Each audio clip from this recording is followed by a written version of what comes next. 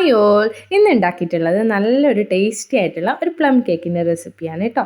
പെട്ടെന്ന് ഉണ്ടാക്കാൻ പറ്റിയതും അതുപോലെ തന്നെ ഓവൻ യൂസ് ചെയ്യാണ്ട് ഉണ്ടാക്കിയ ഒരു പ്ലം കേക്കിൻ്റെ റെസിപ്പി ആയിട്ടാണ് ഇന്ന് വന്നിട്ടുള്ളത്. നല്ല സോഫ്റ്റ് ആയിട്ടുള്ള പ്ലം കേക്കിൻ്റെ റെസിപ്പിയാണ് ഇന്ന് കാണിച്ചിട്ടുള്ളത്. ആൽക്കഹോളൊന്നും യൂസ് ചെയ്യാത്ത ഒരു പ്ലം കേക്ക് റെസിപ്പി കണ്ടോക്കിയാലോ. ഇവിടെ ഞാൻ എടുത്തിട്ടുള്ളത് കുറച്ച് ഡ്രൈ നട്ട്സ് ഒക്കെയാണ് ഇവിടെ കാണിക്കുന്നത്. ഇതൊക്കെയാണ് മെയിനായിട്ട് ഈ പ്ലം കേക്കിലേക്ക് ആവശ്യമായിട്ട് വന്ന സാധനങ്ങൾ. ഇവിടെ ഒരു പാൻ വെച്ചിട്ടുണ്ട്. പാൻ നന്നായി ചൂടായി വന്നിട്ടുണ്ട്. അതിലേക്ക് 1 കപ്പ് പഞ്ചസാരയാണ് ആഡ് ചെയ്ത് കൊടുത്തിട്ടുള്ളത്. ഇതിൽ ഒരു 4 ടേബിൾ സ്പൂണും ഷുഗറും കൂടി ആഡ് ചെയ്ത് കൊടുത്തിട്ടുണ്ട്. 1 കപ്പും 4 ടേബിൾ സ്പൂണുമാണ് ആഡ് ചെയ്തിട്ടുള്ളത്.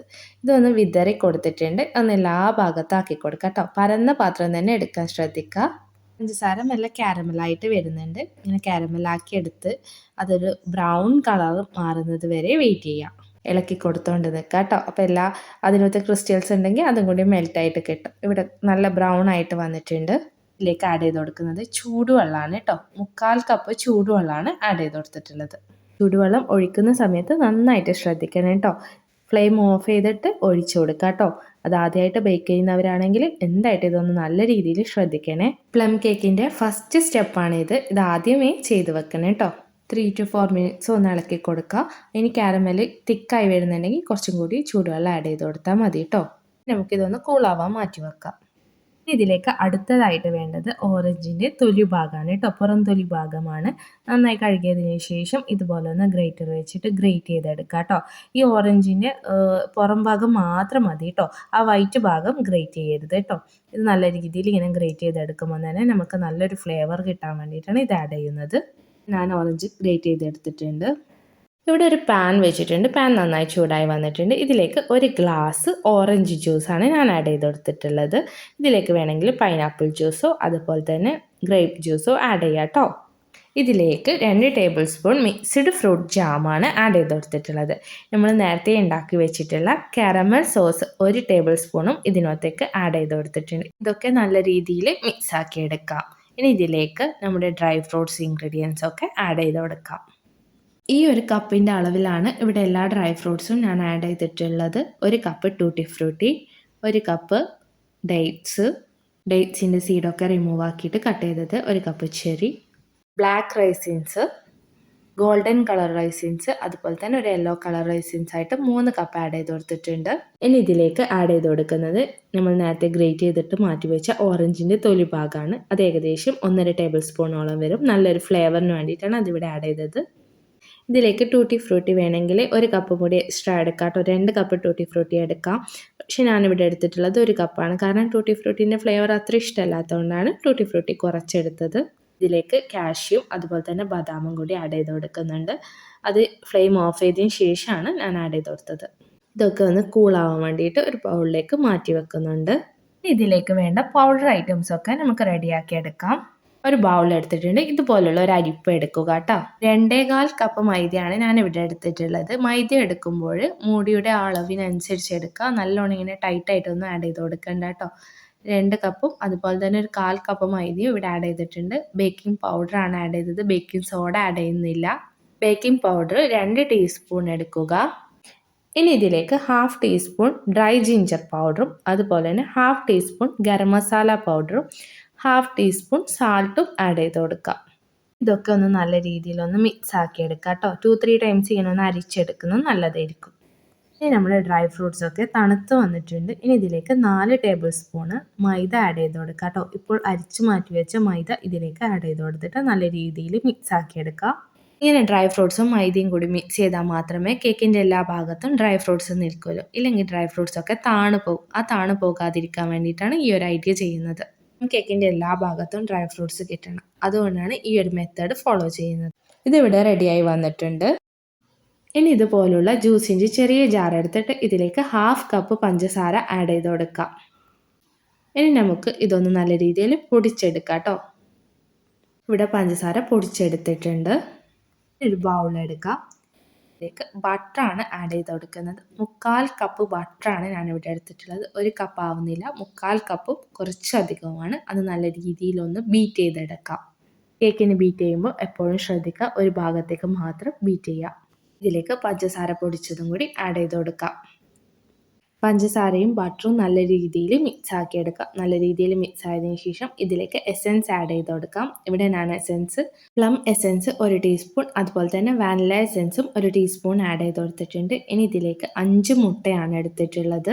മുട്ട ഒന്ന് വെച്ചിട്ടോ ഇല്ലെങ്കിൽ 2 എണ്ണം മാത്രം ആഡ് ചെയ്ത് കൊടുത്തിട്ടോ ഇതുപോലെ ബീറ്റ് ചെയ്തെടുക്കാം. എല്ലാ മുട്ടയും ഒരുമിച്ച് ഇടരുത്. ഇതിലേക്ക് നമ്മൾ നേരത്തെ റെഡിയാക്കി എടുത്തിട്ടുള്ള കാരമൽ സോസും കൂടി ആഡ് ചെയ്ത് കൊടുത്തിട്ടുണ്ട്. നല്ല രീതിയിൽ കാരമൽ സോസ് ആഡ് ചെയ്തിട്ട് നല്ല രീതിയിൽ തന്നെ ബ്ലെൻഡ് ചെയ്തെടുക്കാം. ബ്ലെൻഡ് ചെയ്യുന്ന സമയത്ത് ശ്രദ്ധിക്കുക, ഒരേ ഡയറക്ഷനിൽ മാത്രം ബ്ലെൻഡ് ചെയ്യുക.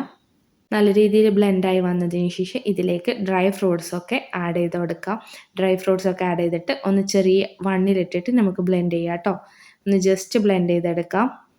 നല്ല രീതിയിൽ ബ്ലെൻഡായി വന്നിട്ടുണ്ട്. ഇനി ഇതിലേക്ക് നമുക്ക് മൈദ മാവ് ആഡ് ചെയ്ത് കൊടുക്കാം. മൈദ മാവ് ആഡ് ചെയ്യുമ്പോൾ പകുതിയായിട്ട് തന്നെ ആഡ് ചെയ്യാൻ ശ്രദ്ധിക്കുക. ഫുൾ ഒന്നിച്ചിടരുത്. ബ്ലെൻഡ് ചെയ്തെടുക്കാം. മൈദ മാവ് ഒന്നിലിട്ടിട്ട് ബ്ലെൻഡ് ചെയ്യാം, ഇല്ലെങ്കിൽ വിസ്ക് ഉപയോഗിച്ചിട്ട് ഒന്നെല്ലാം മിക്സ് ചെയ്തെടുക്കാവുന്നതേ ഉള്ളൂ. ഇവിടെ ഞാൻ 2 രീതിയിലാണ് ബേക്ക് ചെയ്യുന്നത്. ഇവിടെ ഒരു പാത്രം വെച്ചിട്ടുണ്ട്, അതിനകത്ത് ബട്ടർ പേപ്പർ ആഡ് ചെയ്ത് കൊടുത്തിട്ടുണ്ട്. അതുപോലെ തന്നെ ഒന്ന് ബട്ടറൊക്കെ മൊത്തത്തിൽ ആഡ് ചെയ്ത് കൊടുത്തിട്ടുണ്ട്. ഇതിലേക്ക് നമ്മൾ റെഡിയാക്കി വെച്ചിട്ടുള്ള ബാറ്റർ ഒന്ന് ഒഴിച്ചു കൊടുക്കാം. ഇവിടെ ഞാൻ ബാറ്റർ ഒഴിച്ച് കൊടുത്തിട്ടുണ്ട്. ഒന്ന് തട്ടി കൊടുക്കാം കേട്ടോ. എയർ ബബിൾസ് ഒക്കെ ഉണ്ടെങ്കിൽ ഒന്ന് പുറത്തേക്ക് പോകാൻ വേണ്ടിയിട്ട് ഒന്ന് തട്ടി കൊടുക്കാം. ഇനി ഇതുപോലുള്ള പഴയ ടഫലിൻ്റെ പാത്രമോ ഇല്ലെങ്കിൽ അലുമിനിയത്തിൻ്റെ അടികട്ടിയുള്ള പാത്രമോ നമുക്ക് ഉപയോഗിക്കാം. ഏകദേശം ഒരു 10 മിനിറ്റ് ഞാൻ ലോ ഫ്ലെയിമിൽ വെച്ചിട്ട് ചൂടാക്കി എടുത്തിട്ടുണ്ട്. ഇതിലേക്ക് ഒരു സ്റ്റാൻഡ് ഇറക്കി വെച്ച് കൊടുത്തിട്ടുണ്ട്. നമ്മുടെ കേക്ക് മിക്സ് ഇതിലേക്ക് താഴ്ത്തി വെച്ച് കൊടുക്കാം. ഇവിടെ ഞാൻ വേറൊരു ടഫലിൻ്റെ പാത്രം എടുത്തിട്ടുണ്ട്. ഇതിലേക്ക് നമുക്ക് ഗീ ആഡ് ചെയ്ത് കൊടുക്കാം കേട്ടോ. 2 രീതിയിലാണ് ഞാൻ ഇവിടെ ബേക്ക് ചെയ്തെടുക്കുന്നത്. ഇതൊന്ന് മെൽറ്റായി വന്നിട്ടുണ്ട്. ഇനി ഇതിലേക്ക് നമ്മുടെ കേക്ക് മിക്സും കൂടി ആഡ് ചെയ്ത് കൊടുക്കാം. 2 രീതിയിൽ ഉണ്ടാക്കാം. ഒരു മെത്തേഡ് പാത്രം ഉള്ളിൽ വെച്ചിട്ടും, അതുപോലെ തന്നെ അങ്ങനെയുള്ള പാത്രം ഇല്ലാത്തവർക്ക് ഈ ഒരു മെത്തേഡുമാണ് ഞാനിവിടെ കാണിക്കുന്നത്. 2 രീതിയിൽ ഉണ്ടാക്കിയാൽ എങ്ങനെ കിട്ടും എന്നുള്ള റിസൾട്ടും കൂടി കാണിക്കുന്നുണ്ട്. ഇത് ഒഴിച്ച് കൊടുത്തതിന് ശേഷം ഇതിൻ്റെ എയർ ബബിൾസ് ഒക്കെ കളയാൻ വേണ്ടിയിട്ട് ഇതുപോലുള്ള ഒരു സ്റ്റിക്ക് യൂസ് ചെയ്തിട്ട് ഒന്ന് വലിച്ചു കൊടുക്കാം. അപ്പോൾ എയർ ബബിൾസ് ഒക്കെ ഉണ്ടെങ്കിൽ അതൊക്കെ ഒന്ന് പുറത്ത് പോകും കേട്ടോ. ഇതുപോലുള്ള പാത്രങ്ങൾ വെച്ച് കേക്ക് ബേക്ക് ചെയ്യുന്ന സമയത്ത് നമുക്ക് അടിയിൽ ഇതുപോലുള്ള പഴയ മൂടി യൂസ് ചെയ്യാം കേട്ടോ. എന്നാൽ കേക്കിനൊന്നും സംഭവിക്കില്ല. നല്ല പെർഫെക്റ്റ് ആയിട്ട് തന്നെ കേക്ക് ഉണ്ടാക്കാൻ പറ്റും. അതിന് വേണ്ടിയിട്ടാണ് ഇങ്ങനെ ലോ ഫ്ലെയിമിൽ വെച്ച് കൊടുക്കാം. ഇതിൻ്റെ ഈ ഒരു ലിഡിന് വരുന്ന ഇതൊന്ന് നമുക്ക് അടച്ചു കൊടുക്കണം കേട്ടോ. അതിന് ഞാനിവിടെ ഒരു ഗ്രാമ്പുമാണ് എടുത്തിട്ടുള്ളത്. അത് വെച്ചിട്ടൊന്ന് ടൈറ്റായിട്ട് അടച്ചു കൊടുക്കാം. ഇതൊരു 5 മിനിറ്റ് ആകുമ്പോൾ തന്നെ നമുക്കിതിലേക്ക് നട്ട്സൊക്കെ ഫില്ല് ചെയ്ത് കൊടുക്കാം. നട്ട്സൊക്കെ ആഡ് ചെയ്യുന്നത് നമ്മുടെ ഓപ്ഷണലാണ്. കാഷ്യൂ മാത്രമാണെങ്കിൽ കാഷ്യൂവും അതുപോലെ തന്നെ ചെറീസും വെച്ചിട്ടും ഡെക്കറേഷൻ ചെയ്യാം കേട്ടോ.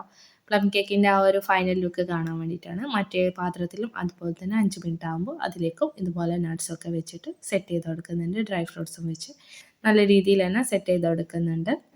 ഓവൻ യൂസ് ചെയ്യാണ്ടും അതുപോലെ കേക്കിൻ്റെ പാനൊന്നും ഇല്ലാത്തവർക്ക് ഉണ്ടാക്കാൻ പറ്റിയ 2 മോഡലും ഇവിടെ കാണിച്ചിട്ടുണ്ട്. എന്തായിട്ട് എല്ലാവരും ഒന്ന് ട്രൈ ചെയ്ത് നോക്കാം. ഫൈനൽ ലുക്ക് നമുക്ക് കണ്ടു നോക്കാം. ഇവിടെ റെഡിയായി വന്നിട്ടുണ്ട്. ഇതാണ് പെട്ടെന്ന് റെഡിയായി വന്നത് കേട്ടോ.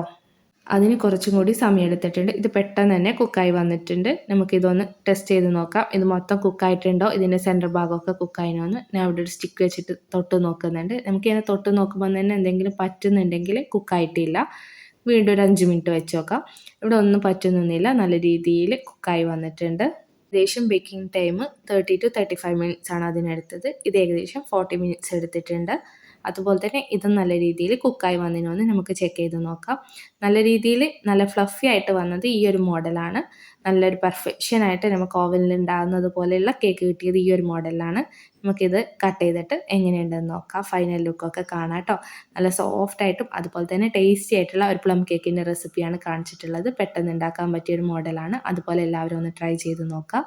വീഡിയോ ഇഷ്ടപ്പെട്ടിനെ എന്തായിട്ടും ലൈക്ക് ചെയ്യുക. അതുപോലെ തന്നെ ചാനൽ ആദ്യമായിട്ട് കാണുന്നവരാണെങ്കിൽ സബ്സ്ക്രൈബ് ചെയ്യുക. ഒരുപാട് നല്ല നല്ല റെസിപ്പി വീഡിയോസ് ഇട്ടിട്ടുണ്ട്, അതൊന്ന് കാണുക. അതുപോലെ തന്നെ വീഡിയോ ഇഷ്ടപ്പെട്ടിനെങ്കിൽ മറ്റുള്ളവരിലേക്കും കൂടി ഒന്ന് ഷെയർ ചെയ്ത് കൊടുക്കുക കേട്ടോ.